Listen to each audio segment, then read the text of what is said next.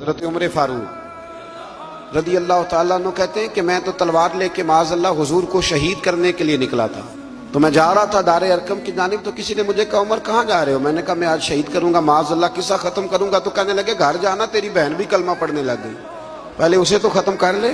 تو حضرت عمر فاروق فرماتے ہیں جب میں وہاں آیا تو میری بہن اور میرا بہنوئی گھر میں چھپ کے قرآن مجید پڑھ رہے، چھپ کے۔ میں نے دستک دی، اب بہن بولی کون ہے؟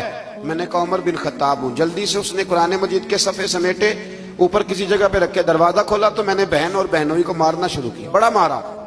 تو کہتے میں نے بہن کو مارا تو خون نکلا اس کے سر سے، تو کہنے لگی عمر جتنا تیرا دل کرتا ہے تو مار، جس باپ کی صلب سے تو ہے میں بھی وہیں سے ہوں، جس ماں کا تو نے دودھ پیا میں نے بھی اسی کا پیا ہے، اب میں مصطفیٰ کا کلمہ پڑھ گئی ہوں، اب کسی کے مائی کے لال میں یہ طاقت نہیں کہ مجھ سے کلمہ چھڑا سکے۔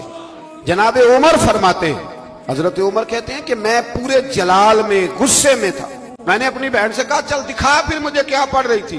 تو کہتے ہیں اس حال میں بھی میری بہن نے کیا کہا، کہنے لگی تجھے نہیں دکھا سکتی، تو مشرک ہے، مشرک نجس ہوتے، جا پہلے وضو کر کے آ، غسل کر کے آ، یہ اللہ کی کتاب ہے، اسے وہی ہاتھ لگا سکتا ہے جو پاک صاف ہوتا ہے۔ قرآن کو ہاتھ کون لگائے گا؟ پاک لوگ، جب تک پاک نہیں ہوگا اس کو ہاتھ۔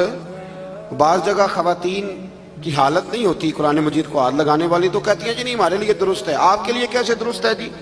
جب اللہ نے مطلق کہہ دیا ہے، مطلق کہ کوئی ناپاک اس کو ہاتھ نہ لگائے۔ ہاں بعض جگہ پہ زبانی کچھ چیزیں پڑھنے کی اجازت ہوتی ہے، لیکن قرآن مجید کو مس، یہ قرآن کی نص ہے، جو ناپاک ہوگا وہ قرآن مجید کے قریب۔